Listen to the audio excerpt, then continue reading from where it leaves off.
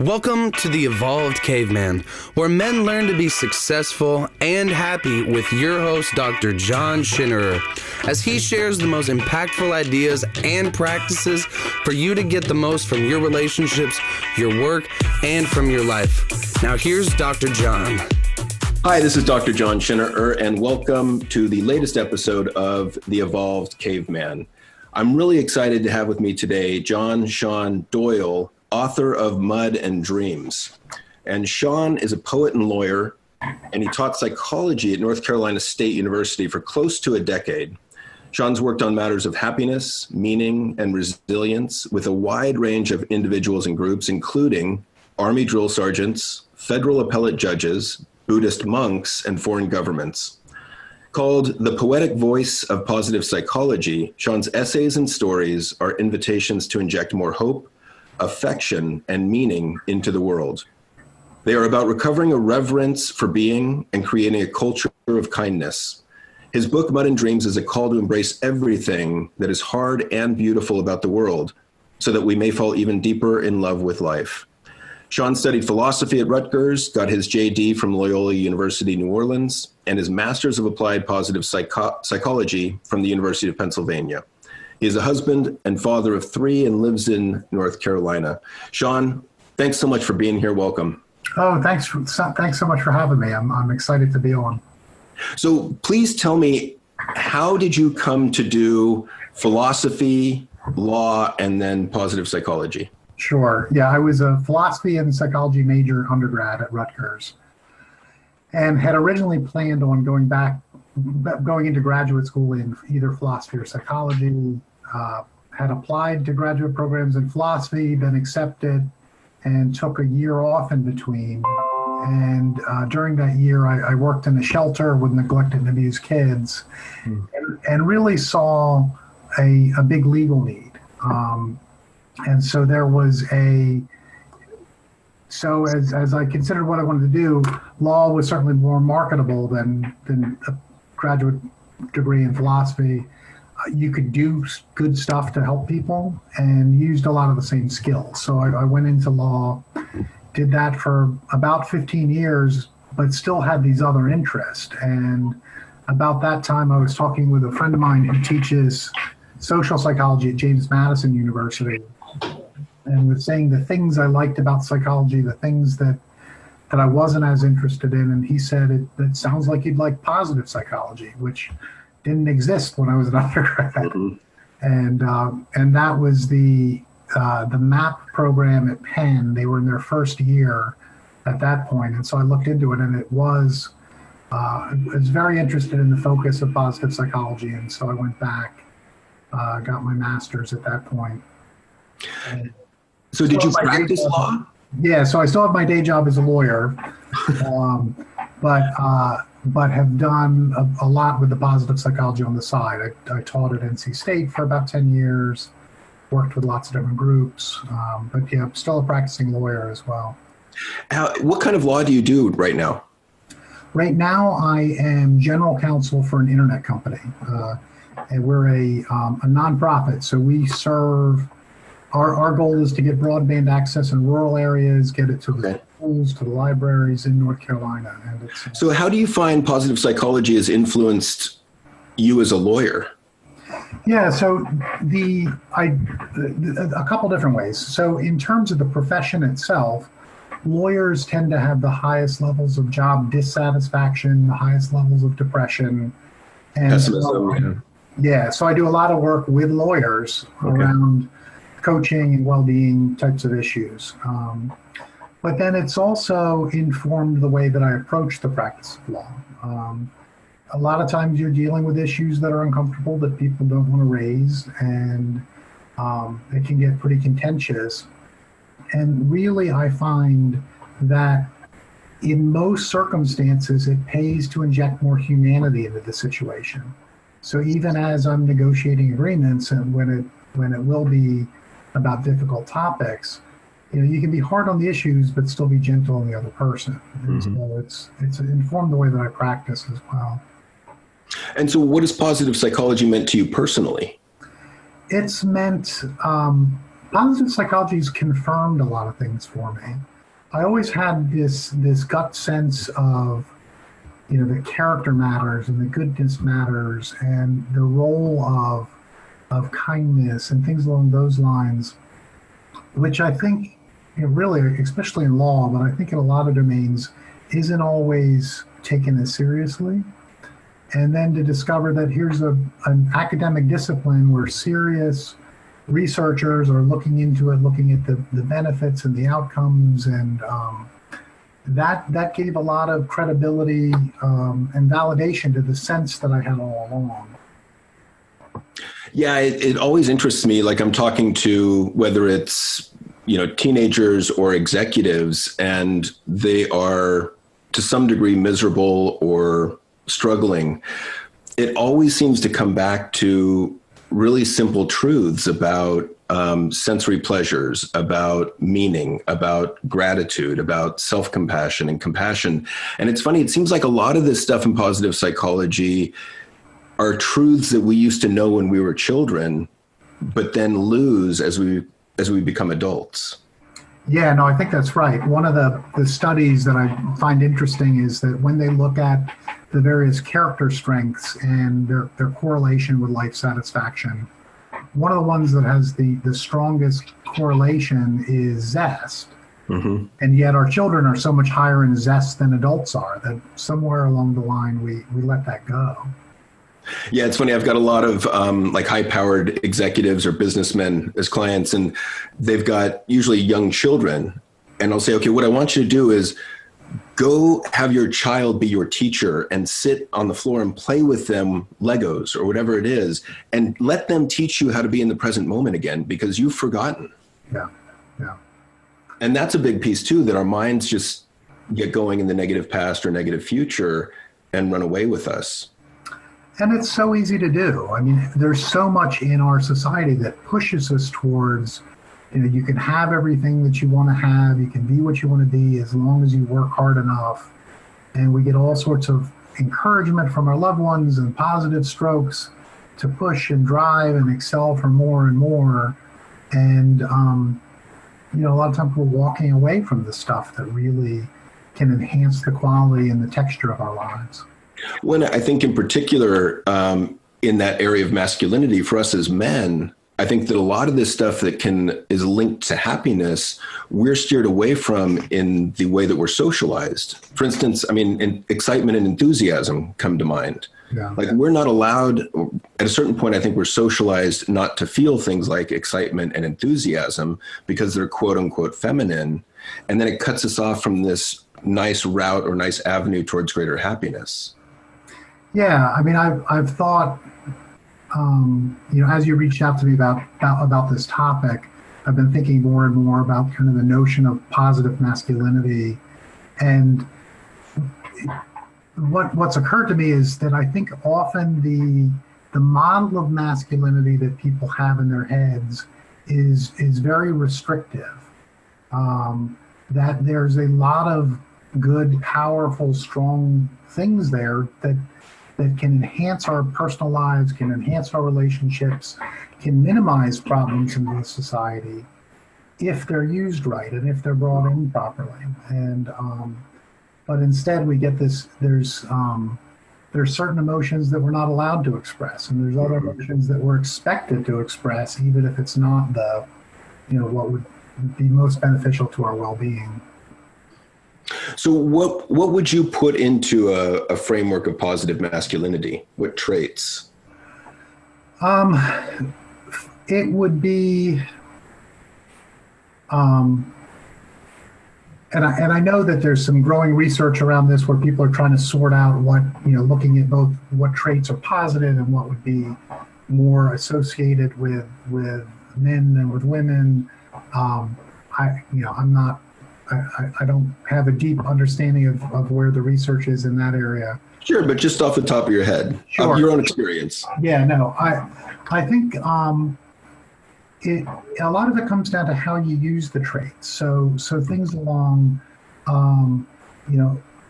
taking care of our loved ones and being a role model, being a attentive father, maintaining a sense of calm in the face of adversity, perseverance, self-reliance. All of these things can have very positive aspects to them. Now they can be flipped. Some of those can be flipped around to the negative as well. So it really comes down to a matter of wholeness and how are you using these. And for me, fundamentally, it comes down to, are you using these strengths and traits in a way that enhances dignity, that brings together, that enhances community, that promotes humanity and positive relationships? I mean, all of these things can fit squarely along those lines. Yeah, I think that's well put, and I think that's one of the problems when you're talking about how we're socialized and masculinity in general. I don't think that there's one ideal form of masculinity. I think there's hundreds, if not thousands. I think that's an important idea to get out there. And then I think when you get into the weeds, the devil's in the details. So, if you look at any of these traits on a 1 to 10 scale, they tend to be problematic at the extremes. Yeah. For instance, if you look at self-reliance on a 1 to 10 scale, if you get someone that's a 10 on that scale, like extremely self-reliant, that can be destructive. I mean, I had a friend growing up whose dad pulled out his own teeth in his garage with a pair of pliers. I think partly because he was afraid to go to the dentist, partly because he was self-reliant. And yet if you go on the other side, you're too dependent at a 1. And so a lot of these traits seem to have, in my mind, a sweet spot kind of in the middle, back to the idea of moderation, which has been around for thousands of years.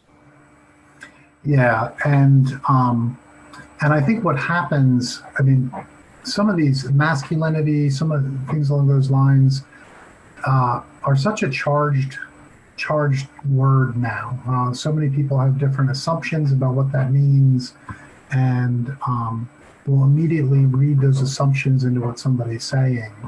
But yeah, there can be extremely positive aspects of these. Well, and I guess the reason it interests me so much is that I think that it influences much of what we do as men, and we have very little to zero awareness about it. For instance, I was talking to a client recently, and he brought up,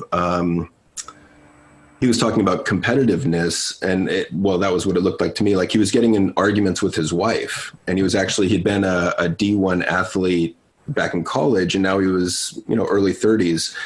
And he was really focused on winning, and it carried over to winning in these arguments. And so we were just talking about competitiveness, and, we are socialized to be competitive. We're socialized to compete. And yet without the awareness that we're bringing that quality into our relationship, and the awareness that, maybe the goal isn't to win here. Maybe the goal is to hear the other side and validate what they're feeling, so that, it's not so much about, would you rather, I like the question, would you rather win or would you rather be happy? Right.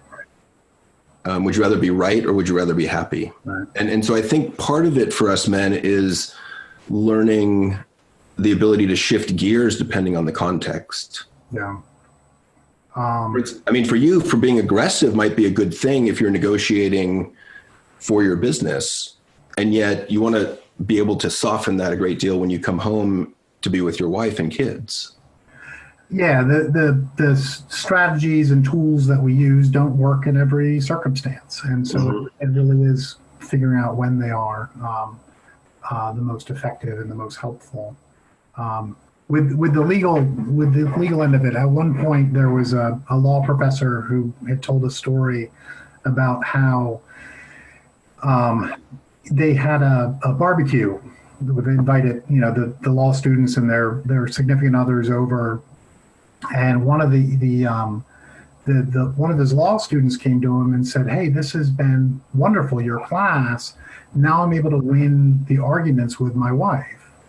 And his wife came over to the law professor separately and said, "I don't know what's going on. He thinks everything is now an argument." So here he's learning an important tool and an important skill, but then not necessarily lining it up where it is valuable and can be used in a positive manner. Yeah, and that's that error of overgeneralization, it sounds like. So let me ask you this: changing subjects slightly, what's the single best tool for your own personal happiness that you found in positive psychology? Single best is a tough one. Top three. I mean, Yeah. But the thing that immediately comes to mind is relationships with others. And I think that's especially important for men, that we tend to not for years, my friends were the dads of my kids' friends. And then the kids would go to different schools or whatever else, and I didn't see my friend anymore. Yeah. And so that ability to nurture relationships that can be honest and supportive and that encourage bringing the best of who you are out is tremendously valuable. Yeah, pardon me. I heard a phrase, friends of convenience, that we men have friends of convenience. So, if you hang out with someone at work or you hang out with friends of your children's friends at school or whatever, if you're in a football fantasy draft, like you hang out with them for that season and then they just you go your separate ways. And I've seen that in myself and others throughout the years that men, I think in general, aren't that great at sustaining long-term relationships. And I remember, 15 years ago, finding out about that research of the importance of relationships. And I tend to be a little bit more introverted. So I was like, oh shit, I gotta sustain friendships. All right, chalk it. I'll start working on that. And it pays huge dividends. Yeah. And I'm more introverted also. But I think the value there is that you can really get into deep, stronger relationships. Maybe not as many, but. Well, so let me ask you this, pardon me for interrupting. Let me put it this way. When I was growing up, I felt like a fish out of water because I felt like I was the only young man that felt things deeply, being more introverted, feeling deeply. And I had a hard time. I mean, I had acquaintances and friends, but not many people that I could really relate to on a deeper level. Not many male friends. Did you have that experience growing up? I did somewhat. I did well in sports growing up. I played Division I sports, two different sports actually. What did you play? I ran track and played soccer at Rutgers. Wow, nice job. And that's a whole nother story. I was in over my head, but it was, but either way, I mean, just growing up, I mean, I definitely, I look back and am appreciative that I had the positive strokes there. I was dyslexic as a kid also, so I didn't necessarily perform as well in school, and I was a little bit more shy, but then I was able to get the kind of the positive strokes through the sports, and had lots of people that I got along with. I mean, that was never an issue, but it really wasn't until college, as I was studying philosophy and psychology and meeting other people with those same interests, that the relationships started to grow much deeper. Yeah. Yeah. And the reason I bring that up is I've talked to a lot of men that have similar experiences where they just didn't have that depth of connection at a younger age. And then often in college, it gets a little bit better. Right. And you think about, most people's working lives when they get older, especially if they have families. Yep. The day is taken up by work and by family, and it makes it that much harder to reach out and connect with others. Right. But it's it's something that it's worth the payoff. I've established a lot of really strong, close male friends that we support each other and we kind of hold each other accountable and look for ways to bring the best out of one another.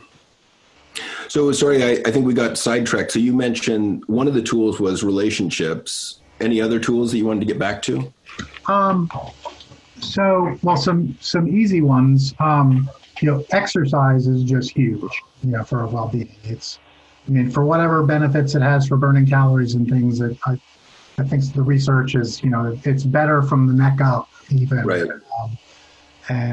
So even that just helps me keep me level when I'm trying to balance the various different things. The other thing for me is really, identifying what your character strengths are the things that are the most true to who you are, and finding ways to engage in that. So can you give me an example of how you use your strengths on a regular basis? Yeah. So from one standpoint, curiosity is, one of my top strengths. I'm with you. Then the top couple. And there's so much about the world that I am just so interested in. And I feel like one lifetime's not enough. There's so much that I want to do.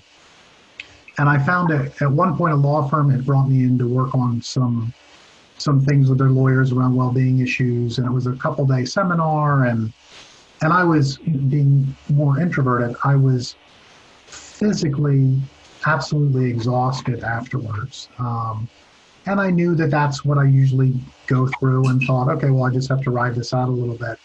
And as I was waiting for my flight, I had a little bit of time. So I went into a Middle Eastern coffee shop that had, all these different smells and the artwork and the different foods to sample. And I just immediately, the tank was filled again, because I had all these things that I could immerse myself in. I didn't do it deliberately, but it was, by tapping into the stuff that really touches on some of my strengths. Yeah, I've used curiosity in a similar way. And curiosity to me is amazing because it's simply a choice. And so it's something you can change almost instantaneously. And for instance, to get past some of my introversion and anxiety in the past, I would tell myself, I'm an intensely curious person. I just want to get to know the stories of these people. And so going about it that way would often get me through a little bit of resistance that I had. And I could use that to be more social. Oh, absolutely.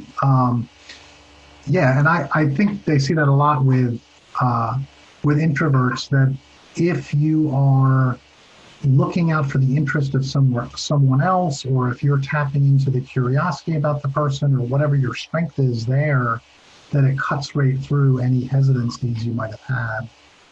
When I just like the idea of asking other people questions, because it puts the spotlight of attention onto them and not so much on me, which I'm much more comfortable with. And have you ever read Todd Kashdan's book about Curious?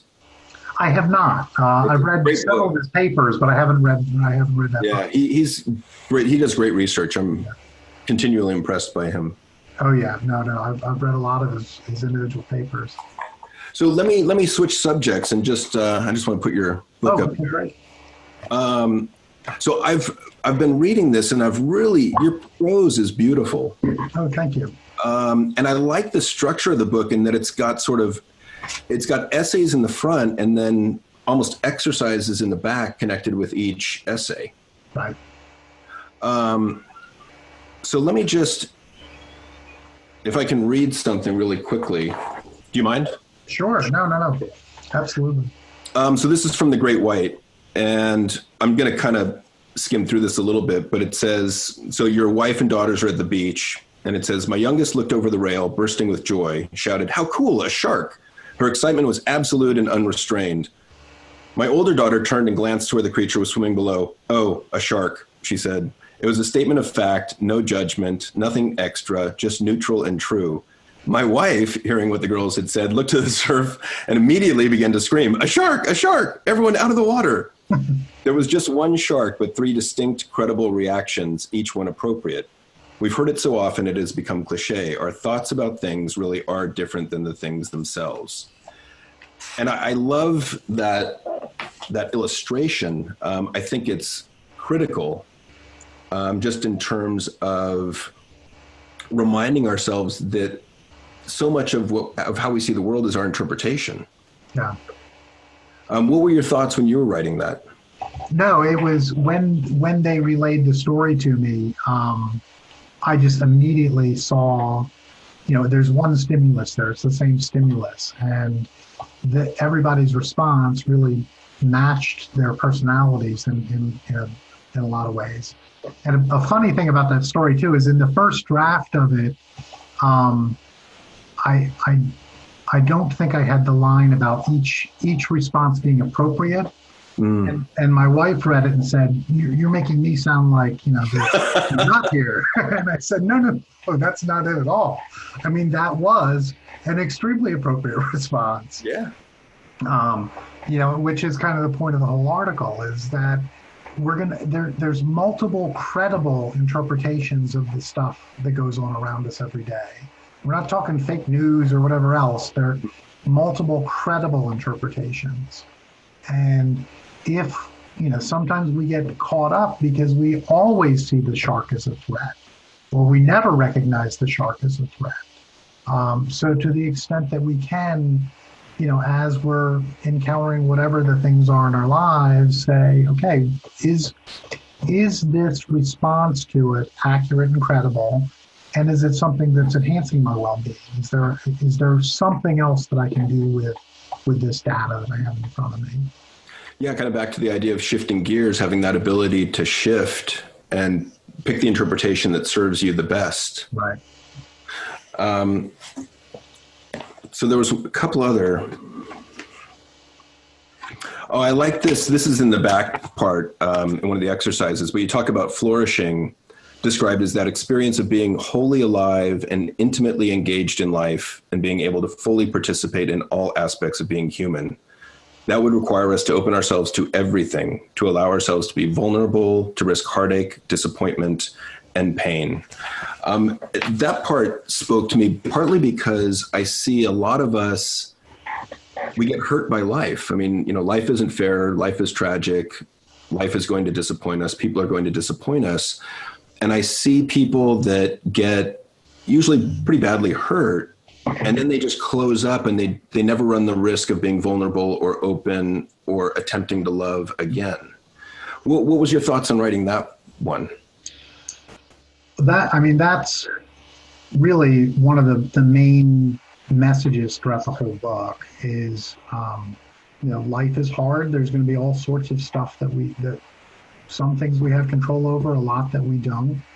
A lot of things that we'll never know why it occurred. And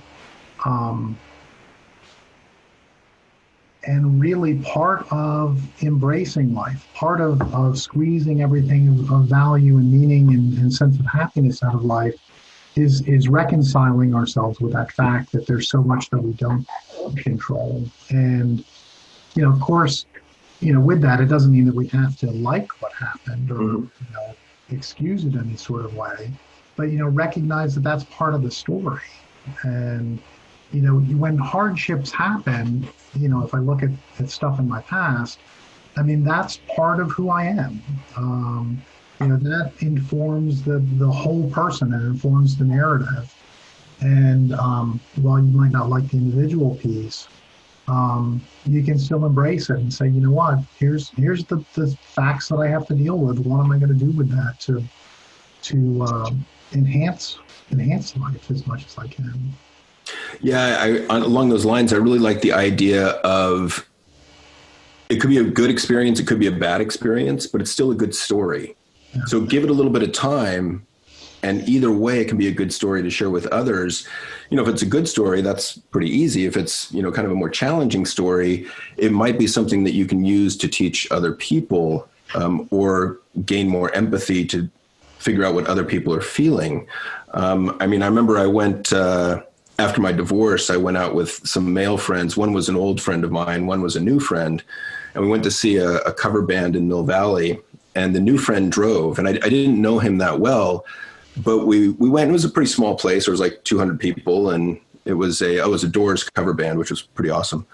But through the course of the night, we got split up. And, a small venue. So you could see where people were. At the end of the night, my new friend comes up to me and he was visibly upset. And he's like, "Why did you ditch me?" And I was like, and my first thought was, how much have you had to drink? And then he was like, "Come on, we're leaving." And he left. So I was getting my other friend and we get out to the front of the venue. And by the time we got out front, he had texted me and said, "Get your own ride home, I'm leaving."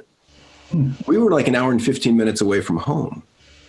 And I was just like, oh my God, like I've never had that happen to me before. And so we, we're talking with this nice couple and they ended up giving us a ride into the city from there. And the great thing was that both me and my old friend rolled with it very well, whereas it could have just ruined the night. Sure. Anger, kind of anxiety, whatever. But we're like, okay, well, this is an adventure. Like, let's just go with it. And so, again, back to that idea of the shark and the interpretation, what are you going to focus on? What's the interpretation that best serves you? Right. And then even, it was kind of a challenging story, but you can use it to teach people after the fact. And it takes some of the sting out of it in the moment. Yeah. And when others are reacting to the shark differently than the metaphorical shark, differently than we do, we never know what other people are dealing with or what's going on with them. And I try to, and in my better moments, to always try to give people a pass. That just every one of us is stumbling around, bumping into things, just trying to make the best of life that we can. And I like the humility there of in my better moments. There's a great idea of, the idea that there's no enlightened beings. There's just people having enlightened moments. Yeah. Yeah. And so I think that enters into that idea of self-compassion, right? That, okay, I'm not having a good moment right now. Let me see if I can speak to myself with some kindness so that I can get past this more quickly and more easily. Oh yeah. No, I make mistakes all the time. and that's just a huge life lesson. Yeah. Younger, I was so much more, thinking I had it all figured out. You come along and say, did I really say that? Or did I really, I didn't, that wasn't my intention at all. And so. So you must have been pretty driven when you were young to go to Rutgers and play 2 sports and do law school. Did you have a bit of perfectionism to you? That's funny because I always thought I was very relaxed and low key. And even with law school, so I chose my law school based on the food and the music. I went to, okay. I'd applied to grad school in philosophy first. And law school was a very last minute decision. And I thought if I was going to go, suffer in law school, I wanted to go someplace fun. So I moved down to New Orleans and I'd be out at jazz clubs till 4 a.m. I'd have class the next day and my grades reflected it. I did fine. I mean, I graduated, I got a job, I did okay. But I didn't feel the slightest bit competitive in that sense. Okay. But I have always pushed myself and always felt like I can do more. And, part of it is I'm just interested in things. But then part of it, there's a men's workout group here. It's all volunteer led. You meet at the parks at 5:30 in the morning. And it's, there'll be young, 22-year-old guys, and then there's older guys like me. And for the longest time, I was trying to keep up with the young guys and didn't realize how competitive I was because I would be pushing. And I just couldn't, I could keep up, but for me, it was a sprint. For them, it was a long distance race. So, well, especially if you're an athlete, right? I mean, that's always in your DNA. Yeah. And your mind's like, I'm still 18. What are you talking about? Right. And it never was about beating them. It was more about I can do more and that they're a model to kind of push against. And so it was never competitive in that sort of sense. But yeah, no, I've been growing to accept that I was more competitive than I ever allowed myself to believe. When I think any athlete has to be, whether or not they want to admit it, I think it's always there. Otherwise, you wouldn't be playing those sports at that level. Yeah. And it's interesting to me, I'm always talking to clients about sort of upward versus downward social comparisons. And so I see that a lot in the gym where, you compare, or I compare myself to, the most fit guy that's like 25. And then I'm like, that's silly. Like he's half my age. That's not a fair comparison. But the comparison still comes up. Yeah. And for me with sports, so I grew up in Delaware, which is a small state. I was all state in track all 4 years. I was all state in software. And this was, before the internet, when you could look and see what other times other people are running. And so I thought, I'd be Olympic bound and everything else. And then went to a Division I school where we had kids that were all county in counties that were bigger than my state. We had all state runners, we had international runners. And I figured out pretty quickly that there's a whole lot of people out there with a lot more talent than I had. And then I made it as a walk-on onto the soccer team. my soccer skills were good, but I was a runner. I mean, so I had just a lot of speed and could keep going. And at the time, the guy who ended up being our starting striker on the World Cup team, Peter Vermees, Wow, was at Rutgers, and so I covered Peter every day in practice. And I'm looking back on it, I'm sure Coach kept me just because I could harass him. I was like a moving cone because his skill level was just light years ahead of me. Yeah. But that just gave me such a perspective that, what a big world it is. That because not only was he that much better than me, when he went on and I saw him play in the World Cup against world-class players, it's like it really was staggering to recognize that there's just it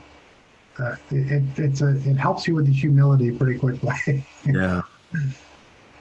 Well, hey, Sean, I'm working on self-compassion right now because my light is on, which indicates that a client is here, which I don't have on my calendar at 10 o'clock. I thought my first was 11.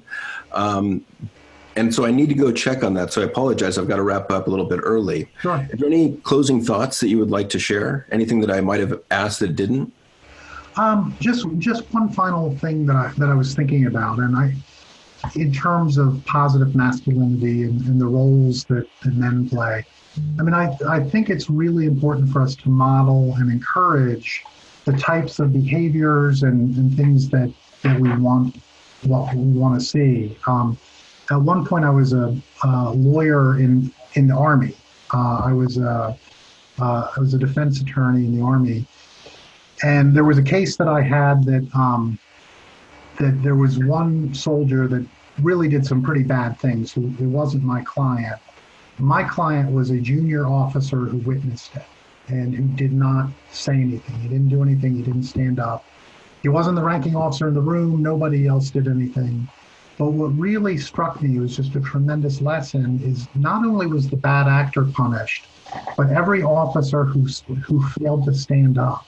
Wow. Some form of punishment, which really struck me that what a tremendous model to say. There's a line from the brothers Karamazov that says, that every one of us is responsible, me more than anyone else. To kind of take, and of course there's some hyperbole there. We're not all responsible for everything. But to take the standpoint of standing up for the type of culture and the type of environment that we want to have, and making the difficult choice to stand up for that.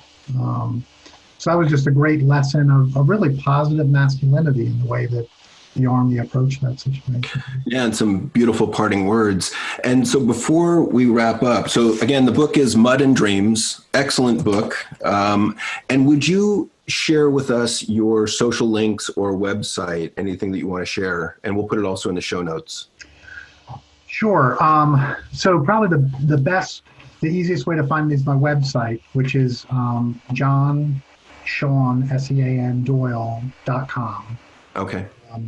And then that's got the links there to my LinkedIn. Everything is John Sean Doyle. So Twitter, LinkedIn, everything. So. And is the book on Amazon or just through your website right now? It's on Amazon.